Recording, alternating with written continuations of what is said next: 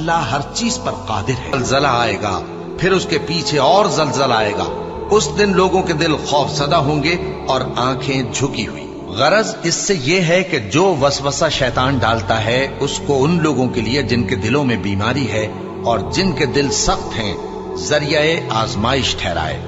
بے شک ظالم لوگ مخالفت میں دور جا پڑے۔